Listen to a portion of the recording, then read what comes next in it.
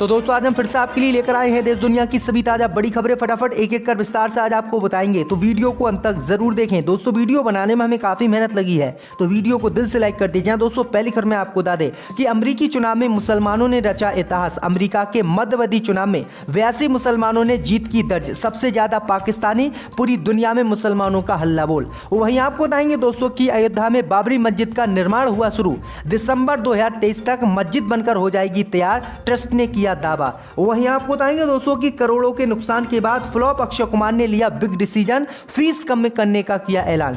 वहीं आपको बताएंगे दोस्तों कि बीजेपी ने एमसीडी चुनाव के लिए 232 उम्मीदवारों की पहली सूची दिल्ली में की जारी, लिस्ट में 3 मुसलमानों को भी दिया टिकट। वहीं आपको बताएंगे दोस्तों कि तेलंगाना में मोदी का भारी विरोध, प्रदर्शनकारियों ने काले झंडे लहराए, गुब्बारे काले छोड़े, मोदी का किया जबरदस्त विरोध। वहीं आपको बताएंगे दोस्तों कि राहुल की भारत जोड़ो यात्रा एक दिन के लिए महाराष्ट्र में रोकी गई, 14 नवंबर से फिर से होगी शुरू। तो दोस्तों सभी खबरों को आपको एक एक कर बताने वाले हैं। वीडियो को लाइक कर चैनल को सब्सक्राइब कर दो और हमें कमेंट करके बताएं कि आपके जिले किस राज्य से हमारी खबरों को देख रहे हैं। इसी बीच पर तो दोस्तों अगली खबर की ओर, तो अमेरिका चुनाव में मुसलमानों ने रचा इतिहास। अमेरिका के चुनाव में 82 मुसलमानों ने जीत की दर्ज, सबसे ज्यादा पाकिस्तानी। दोस्तों आपको बता दें कि अमेरिका में हुए मध्यवर्ती चुनाव में मुसलमानों ने इतिहास रच दिया है।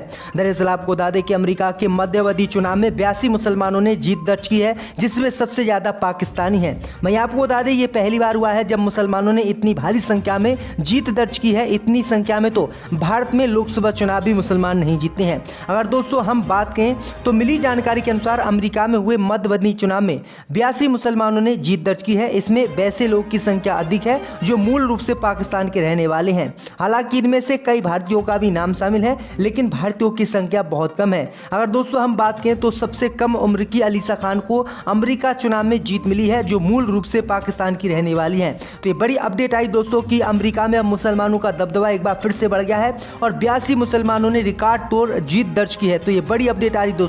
इसी बीच पर तो दोस्तों अगली खबर की ओर, तो अयोध्या में बाबरी मस्जिद का निर्माण कार्य हुआ पूरा, राम मंदिर के साथ ही मस्जिद भी बनकर हो जाएगी तैयार।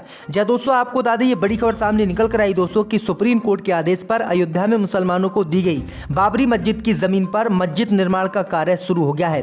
दरअसल आपको बता दें कि मस्जिद निर्माण का कार्य कर रहे ट्रस्ट ने इसकी जानकारी दी है। दरअसल आपको बता दें कि मस्जिद को बना रहे trust Indo Islamic culture foundation ने जानकारी दी है कि धनीपुरा में जो बाबरी मस्जिद की जमीन मस्जिद बनाने के लिए सुप्रीम कोर्ट के आदेश पर योगी सरकार ने दी है, उस पर काम शुरू हो गया है और दिसंबर 2023 तक ये मस्जिद बनकर पूर्ण रूप से तैयार हो जाएगी। दरअसल आपको बता दें कि 2023 तक ही राम मंदिर भी बनकर तैयार हो जाएगा। वहीं मस्जिद के ट्रस्ट ने कहा कि ये एक संयोग है कि मंदिर और मस्जिद दोनों ही साथ कंप्लीट होंगे। दरअसल आपको बता दें कि राम मंदिर का कार्य तो कई साल पहले से चल रहा है, लेकिन मस्जिद के लिए उनका नक्शा सरकार पास नहीं कर रही थी, जिससे मस्जिद नहीं बन पाई थी। अब मस्जिद का नक्शा पास हो गया है तो काम शुरू हो गया है और ट्रस्ट ने बताया है कि दिसंबर 2023 तक ये मस्जिद बनकर तैयार हो जाएगी। तो ये बड़ी अपडेट आ रही दोस्तों। इसी बीच पर तो दोस्तों अगली खबर की ओर, तो करोड़ों के नुकसान के बाद फ्लॉप अक्षय कुमार ने लिया फीस को लेकर बड़ा डिसीजन।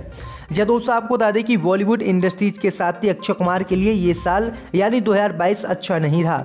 उनकी इस साल आई चारों की चारों फिल्में बॉक्स ऑफिस पर औंधे मुँह गिरी और उनकी वजह से अक्षय कुमार को फ्लॉप का टैग मिल गया है। इस बीच हाल ही में अक्षय कुमार एक इवेंट में शामिल हुए और इस दौरान उन्होंने अपनी फिल्मों को लेकर बातें की। इतना ही नहीं, उन्होंने ये तक कहा है कि वे अपनी फिल्म की फीस करीब 30 से 40% कम करने जा रहे हैं ताकि मेकर्स और फिल्म की लागत कम हो सके। आपको बता दें कि अक्षय कुमार लगभग 150 करोड़ रुपए एक फिल्म के लेते थे, लेकिन अब अक्षय कुमार की फिल्में लगातार फ्लॉप हुई क्योंकि ये बीजेपी से जुड़े। उसके बाद इन्होंने 40% फीस कम लेने का ऐलान किया, यानी अब अक्षय कुमार एक फिल्म के 100 करोड़ रुपए लगभग लेंगे। तो ये बड़ी अपडेट आई दोस्तों कि अक्षय कुमार बीजेपी से जुड़कर अपने करियर को बर्बाद कर चुके हैं। इसी बीच बढ़ते दोस्तों अगली खबर की ओर, तो बीजेपी ने दिल्ली में एमसीडी चुनाव में 232 उम्मीदवारों की सूची की जारी, एक मुसलमान को दिया टिकट। दोस्तों आपको बता दें कि बीजेपी की दिल्ली इकाई ने अगले महीने होने वाले दिल्ली नगर निगम के 250 वार्डों के चुनाव के लिए शनिवार को 232 उम्मीदवारों की पहली सूची जारी कर दी है।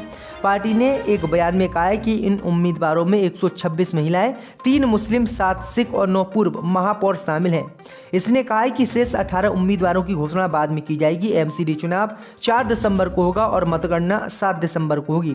दरअसल आपको बता दें कि भाजपा किसी भी चुनाव में मुसलमानों को टिकट नहीं देती है, लेकिन इस बार दिल्ली के एमसीडी चुनाव में बीजेपी ने 3 मुसलमानों को टिकट टिकट दिया है, जिसके बाद ये तीनों मुसलमान चर्चा का विषय बने हुए हैं, क्योंकि गुजरात विधानसभा चुनाव में मुसलमानों का कत्ल करने वाले लोगों को बीजेपी ने टिकट दिया और वहां पर भी एक मुसलमान को मैदान में नहीं उतारा। लेकिन दिल्ली में एमसीडी चुनाव में बीजेपी ने 3 मुसलमानों को टिकट दिया है, जिसकी पूरे देश में चर्चा हो रही है। इसी बीच बढ़ते दोस्तों अगली खबर की ओर, तो तेलंगाना में मोदी का भारी विरोध, प्रदर्शनकारियों ने काले झंडे लहराए, काले गुब्बारे भी छोड़े। जय दोस्तों आपको बता दें कि प्रधानमंत्री मोदी को शनिवार को हैदराबाद और तेलंगाना के अन्य हिस्सों में भारी विरोध का सामना करना पड़ा। सैकड़ों प्रदर्शनकारियों ने काले झंडे लहराए और काले गुब्बारे छोड़कर प्रधानमंत्री मोदी की दक्षिण यात्रा के खिलाफ नारेबाजी की। युवाओं ने मोदी की यात्रा के खिलाफ हैदराबाद के केवीआर पार्क और उस्मानिया विश्वविद्यालय सहित विभिन्न स्थानों पर अपना विरोध प्रदर्शन किया। वाम दलों के कार्यकर्ताओं सहित कई प्रदर्शनकारियों को पुलिस ने पीएम मोदी के खिलाफ विरोध प्रदर्शन करने के आरोप में गिरफ्तार भी किया। हैदराबाद में गिरफ्तार किए गए लोगों में माकपा के राष्ट्रीय सचिव के नारायण भी शामिल हैं। तेलंगाना के प्रति केंद्र के भेदभाव और राज्य के लिए किए गए वादों को पूरा करने में इसकी विफलता के खिलाफ विरोध प्रदर्शन किया गया। तो ये बड़ी अपडेट आई दोस्तों कि प्रधानमंत्री मोदी का जबरदस्त विरोध तेलंगाना में हुआ है और मोदी नो एंट्री के पोस्टर भी लगे। इसी बीच पर तो दोस्तों अगली खबर की ओर, तो राहुल की यात्रा महाराष्ट्र में एक दिन के लिए रुकी, 14 नवंबर को वाशिम के लिए करेगी प्रस्थान। जब दोस्तों आपको बता दें कि कांग्रेस की भारत जोड़ो यात्रा ने रविवार को महाराष्ट्र में एक दिन का विराम लिया है और ये सोमवार को हिंगोली जिले के कलमनुरी वाशिम के लिए प्रस्थान करेगी। कांग्रेस नेता राहुल गांधी ने महाराष्ट्र में यात्रा के छठे दिन शनिवार रात यानी कमलनपुरी में एक जनसभा को संबोधित किया और कहा कि उनके नेतृत्व में हो रहे इस पैदल मार्च का संदेश भारत को बांटा नहीं जा सकता और नफरत फैलाने नहीं दिया जा सकता। दरअसल आपको बता दें कि 6 राज्यों के 28 जिलों से भारत जोड़ो यात्रा अब तक गुजर चुकी है। तो ये बड़ी अपडेट आई दोस्तों। देश में हिंसा फैलाने का आरोप है और कोर्ट ने इनके खिलाफ जमानती वारंट जारी किया था, लेकिन पुलिस ने इनके ऊपर कोई कार्रवाई नहीं की, इन्हें गिरफ्तार नहीं किया और अब अदालत इस मामले को लेकर महाराष्ट्र पुलिस पर भड़क गई। इसी बीच पर तो दोस्तों अगली खबर की ओर, तो मनीष सिसोदिया पर मानहानि का मुकदमा हुआ दर्ज, अदालत ने पेश होने का दिया आदेश।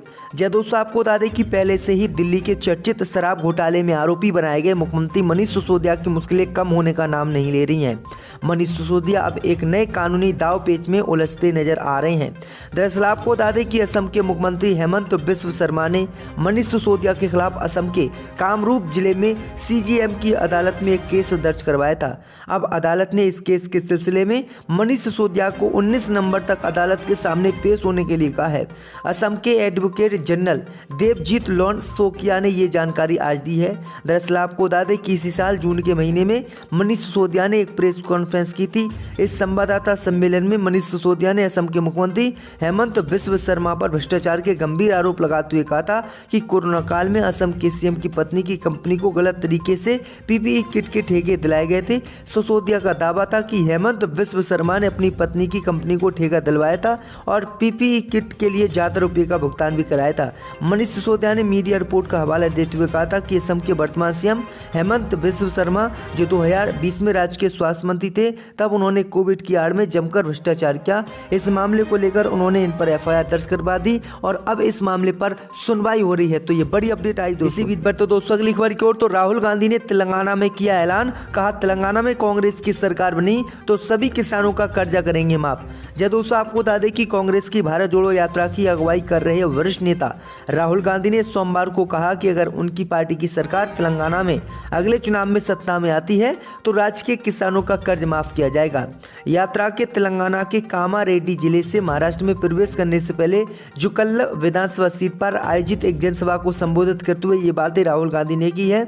राहुल गांधी ने कहा कि तेलंगाना में अस्पतालों का निजीकरण किया जा रहा है और शिक्षा व्यवस्था को बर्बाद किया जा रहा है। कांग्रेस नेता ने कहा है कि किसानों को समर्थन मूल्य नहीं मिल रहा है। कोई भी किसान ये महसूस नहीं करता कि खेती एक लाभदायक उद्यम है। उन्होंने कहा है कि जब अगर हमारी सरकार बनेगी यहाँ पर तो हम हर कीमत पर किसानों का सबसे पहले कर्ज माफ करेंगे, क्योंकि तेलंगाना में किसान परेशान है। तो ये बड़ी अपडेट आई दोस्तों। तो बीजेपी सांसद बोली शराबी करते हैं सबसे ज्यादा बलात्कार। जय दोस्तों आपको बता दें कि मध्य प्रदेश में बढ़ते बलात्कार की घटनाओं के बीच पूर्व सीएम उमा भारती और बीजेपी नेता ने इसकी वजह बताई है। टीकमगढ़ में पत्रकारों से चर्चा करते हुए उमा भारती ने कहा है कि बलात्कार की घटनाओं के लिए शराब एक प्रमुख वजह है। पूरे बलात्कार नशाखोर लोग ही करते हैं, वहीं अधिकतर जो ड्राइवर दुर्घटना करते हैं वह भी पिए हुए ही होते हैं। उमा भारती ने कहा है कि महिलाओं के साथ बलात्कार एवं अन्य अपराध में मध्य प्रदेश में जो ऊपर आ गया है उसकी वजह शराब और नशा है। इसलिए सीएम शिवराज सिंह चौहान ने इसे गंभीरता से लिया लिया है। तो ये बड़ी अपडेट आई दोस्तों कि बीजेपी सांसद ने शराब को जो है बलात्कार की वजह बताया है। आपकी क्या राय दोस्तों कि शराब पीने से बलात्कार होते हैं या नहीं, हमें कमेंट करके जरूर बताएं।